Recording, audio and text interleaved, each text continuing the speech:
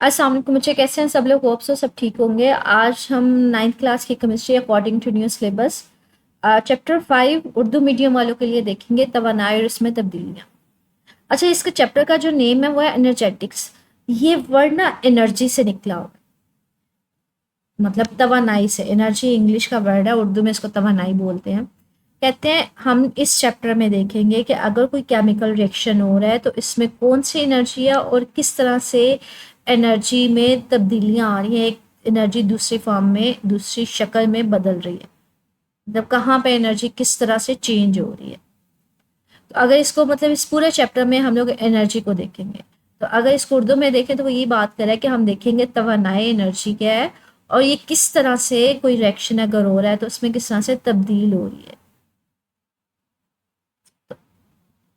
इसके इंट्रोडक्शन की तरफ चलते हैं। कहते हैं हमारे पास इस कायनात में एनर्जी अपनी बहुत सारी शक्लों के साथ मौजूद है। कहते हैं हमारी जो कायनात है ना, इसमें एनर्जी की बड़ी शक्लें हैं। जैसे हम लोगों ने काइनेटिक एनर्जी पढ़ी हुई है, पोटेंशियल एनर्जी पढ़ी हुई है, हमने हीट एनर्जी पढ़ी है। तो कहते हैं इसकी बड़ी शक्लें हैं और जिनको एक से दूसरे में तब्दील भी किया जा सकता है। काइनेटिक एनर्जी को पोटेंशियल में किया जा सकता है, पोटेंशियल को आप हीट एनर्जी में कर सकते हो, तो एक दूसरे में तब्दील किया जा सकता है। कहते हैं हम लोग केमिस्ट्री पढ़ रहे हैं, ये सब्जेक्ट केमिस्ट्री है, तो केमिस्ट्री में ना ज़्यादातर हमारा वास्ता दो शक्लों के साथ पढ़ता है। कौन कौन सी? किमियाई एनर्जी और हीट एनर्जी। किमियाई का मतलब है कोई केमिकल रिएक्शंस के दरमियान जिसमें कंपाउंड्स की बात की जाएगी, मॉलिक्यूल्स की बात की जाएगी, बॉन्ड्स वगैरह की बात की जाएगी। उसमें जो एनर्जी होगी वो किमियाई एनर्जी होगी। तो यहाँ पे प्रॉपर इसकी डेफिनेशन देखते हैं। कहते हैं किमियाई एनर्जी क्या है? वो महफूज एनर्जी जो किसी मॉलिक्यूल के अंदर आपस में जुड़े हुए एटम्स में मौजूद होती है। कहते हैं फॉर एग्जाम्पल, ये मेरे पास कोई मॉलिक्यूल है C3H8 जिसमें 3 कार्बन है, 8 हाइड्रोजन है। ये जो ब्लैक कलर के है ना बच्चे, ये कार्बन है, और ये जो व्हाइट कलर के है ये हाइड्रोजन है।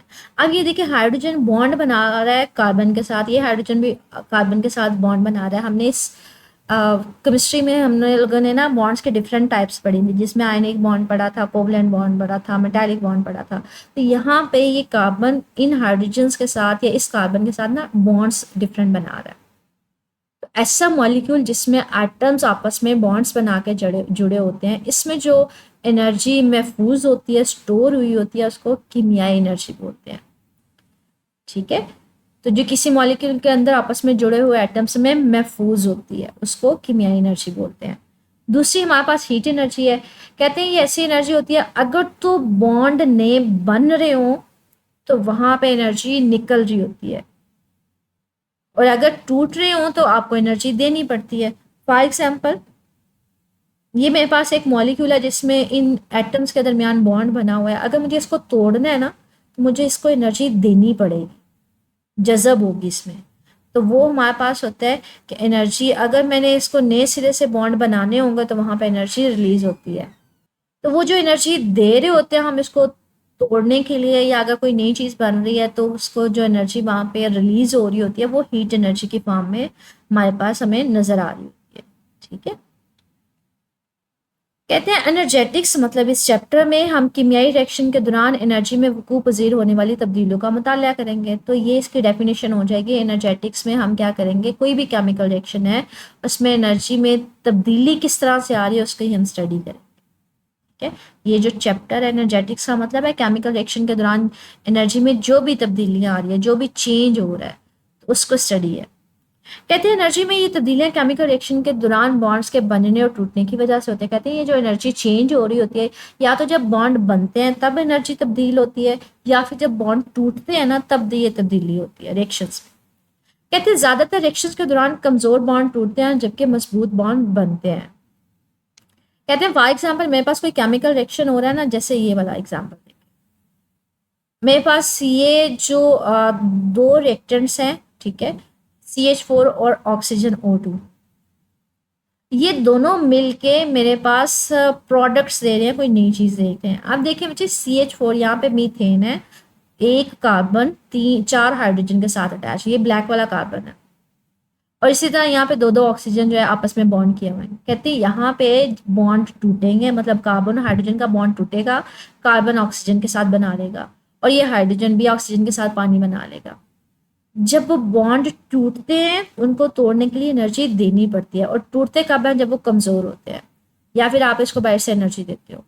और जब नए बॉन्ड बनते हैं वहाँ से एनर्जी निकलती है। तो वो यहाँ पे यही बात कर रहे हैं कि कमज़ोर बॉन्ड टूटते हैं, मजबूत बॉन्ड बनते हैं। रिएक्शंस में क्या हो रहा होता है, जब रिएक्टेंट्स मतलब ये जो हमारे पास रिएक्ट कर रहे होते हैं, ये कमज़ोर हों बॉन्ड तो ये टूट जाते हैं और नए बॉन्ड बना लेते हैं, ये बनिस्बतन इसके ज़्यादा मजबूत होते हैं। ठीक है, और वहाँ यहाँ पे ये बात कर रहा है क्योंकि कमज़ोर बॉन्ड टूटने के लिए एनर्जी दरकार होती है। हमेशा याद रखिएगा, बॉन्ड्स को तोड़ने के लिए एनर्जी देनी पड़ती है, और जब भी बॉन्ड बनते हैं तो वहाँ से एनर्जी खारिज होती है, मतलब निकल रही होती है। अगर मुझे कोई बॉन्ड तोड़ना है तो मुझे एनर्जी देनी पड़ेगी, और जब भी कोई नया बॉन्ड बनेगा तो एनर्जी वहाँ से खारिज होगी। ठीक है, ये एमसीक्यू पूछ लिया जाता है कि जब बॉन्ड टूटते हैं तो एनर्जी क्या होती है, एनर्जी जज़ब होती है, एनर्जी देनी पड़ती है। और जब बॉन्ड हमारे पास नए बनते हैं तो वहाँ से एनर्जी निकल रही होती है।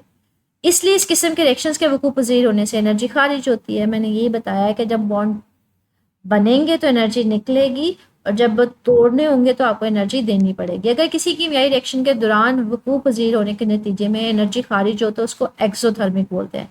कहते हैं कि कोई केमिकल रिएक्शन हो रहा है और इसमें एनर्जी बाहर निकल रही है ना, तो वो एक्सोथर्मिक रिएक्शन है। ये एक्सोथर्मिक की डेफिनेशन होती है। एक्सो का मतलब है निकलना, एग्जिट करना। ठीक है, थर्म मीन हीट एनर्जी का रिएक्शन, तो ऐसा केमिकल रिएक्शन जिसमें हीट एनर्जी निकल रही हो, खारिज हो रही हो, उसको कहते हैं एक्सोथर्मिक। एंडोथर्मिक का मतलब क्या होता है, एंडो मीन एंटर होना, थर्मिक मीन हीट का।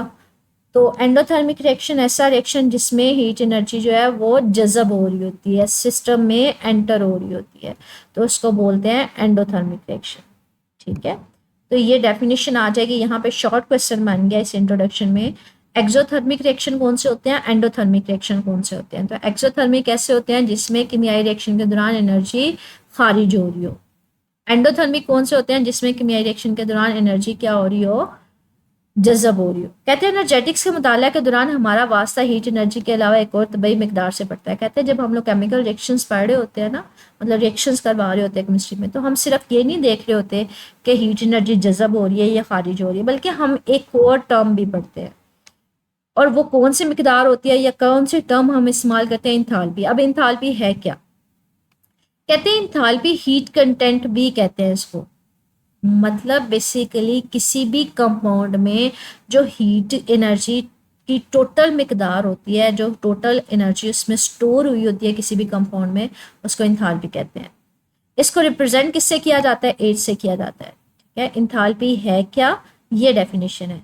इंथाल्पी वो टोटल हीट एनर्जी है जो किसी भी कंपाउंड में महफूज हुई होती है। ठीक है, और इसका यूनिट क्या होता है, इसका यूनिट होता है किलो जॉल पर मोल। ठीक है, मतलब इसमें इसको नापा जाता है।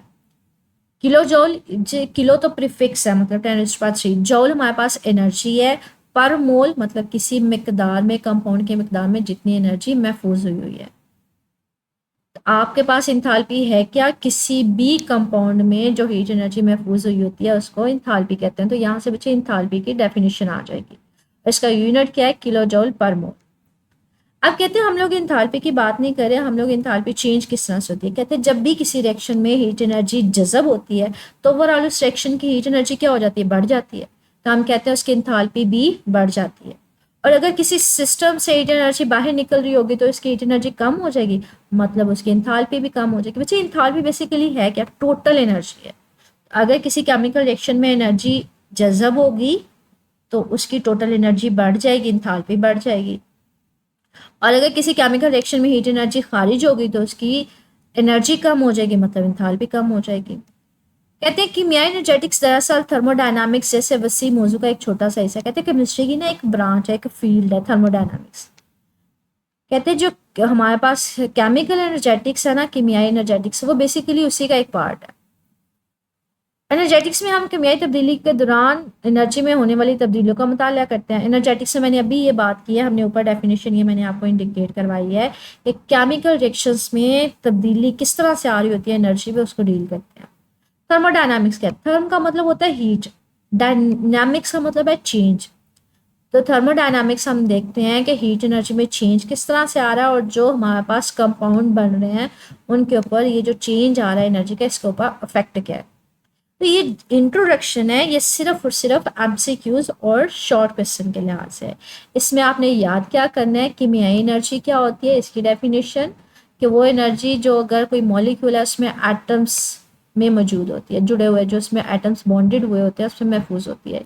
हीट एनर्जी क्या है, जब भी कोई बॉन्ड टूटेगा या बनेगा तो एनर्जी जो जज़ब हो रही होती है या खारिज हो रही होती है वो हीट एनर्जी होती है। एनर्जेटिक्स की डेफिनेशन है कि केमिकल रिएक्शंस के दौरान जो एनर्जी में तब्दीलियाँ हो रही होती हैं। ये एमसीक्यू है कि बॉन्ड जब भी टूटते हैं तो हमारे पास एनर्जी हमें देनी पड़ती है, और जब भी नए बॉन्ड बनेंगे तो एनर्जी वहाँ पे खारिज होगी। आगे डेफिनेशन है एक्सोथर्मिक की और एंडोथर्मिक की, ये शॉर्ट क्वेश्चन अलहदा से है।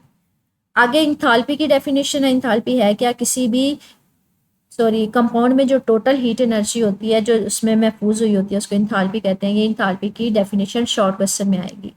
इंथाल्पी है क्या, उसका यूनिट क्या है, ठीक है, किलो जॉल पर मोल इसका यूनिट होता है। इंथाल्पी कब बढ़ती है कब नेगेटिव होती है ये भी एमसीक्यू में आएगा, कि आपके पास अगर किसी सिस्टम में किसी रिएक्शन में हीट एनर्जी जज़ब हो रही हो तो उसकी इंथाल्पी बढ़ जाती है, और अगर बाहर निकल रही हो तो वो खारिज हो जाती है। आगे थर्मोडायनामिक्स क्या है, थर्म मीन हीट और डायनामिक्स मतलब चेंज, केमिकल रिएक्शन में जो हीट एनर्जी में तब्दीली आ रही होती है और इसका ओवरऑल सिस्टम के ऊपर या केमिकल रिएक्शन के ऊपर क्या इफेक्ट आता है, असर क्या होता है, उसका जायजा लेना। तो इसमें छोटे छोटे शॉर्ट क्वेश्चन या एमसीक्यूज बन रहे हैं। ये जो मैंने हाईलाइट किया ना मुझे, ये आपने याद करना है। अब अगर इससे रिलेटेड हम एक्सरसाइज में देखें कौन से क्वेश्चन हैं। अच्छा, पहला शॉर्ट क्वेश्चन है, मुख्तलिफ सवालात, इंथाल्पी और इंथाल्पी चेंज में क्या फ़र्क है। इंथाल्पी की हमने अभी डेफिनेशन पढ़ी है, किसी कंपाउंड में जो टोटल हीट एनर्जी महफूज हुई होती है वो इंथाल्पी होती है, और इसका यूनिट किलो जॉल पर मोल है, मैंने आपको इंडिकेट करवाई है। इंथाल्पी चेंज होता है जो टोटल हीट एनर्जी में चेंज हो रहा होता है, जो एनर्जी लॉस हो रही होती है, जज़ब हो रही होती है, खारिज हो रही होती है, उसको इंथाल्पी चेंज कहते हैं। जैसे मैंने आपको बताया कि अगर किसी रिएक्शन में एनर्जी जज़ब हो रही हो तो इंथाल्पी बढ़ जाती है, अगर खारिज हो तो इंथाल्पी कम हो जाती है। बॉन्ड को टूटना एक एंडोथर्मिक अमल क्यों है बच्चे, बॉन्ड तोड़ने के लिए आपको एनर्जी की ज़रूरत होती है, एनर्जी देनी पड़ती है, इसलिए उसको एंडोथर्मिक बोलते हैं। एंडोथर्मिक का मतलब भी क्या होता है, एंटर होना, ठीक है। तो इसका रिएक्शन का आंसर आ जाएगा हमारे पास ये वाला पॉइंट, क्योंकि बॉन्ड तोड़ने के लिए हमें एनर्जी देनी पड़ती है, बॉन्ड तोड़ने के लिए एनर्जी दरकार होती है, यहाँ तक, इसलिए इसको हम लोग कहते हैं एंडोथर्मिक प्रोसेस, ठीक है, जिसमें एनर्जी आपको देनी पड़ती है। तो ये जो इंट्रोडक्शन है ये सिर्फ एमसीक्यूज या शॉर्ट क्वेश्चन के लिहाज से है, ये एक लाइन करनी है, ठीक है। कम यहाँ से काट दें, बॉन्ड तोड़ने के लिए एनर्जी दरकार होती है इसलिए हम कहते हैं वो एंडोथर्मिक है।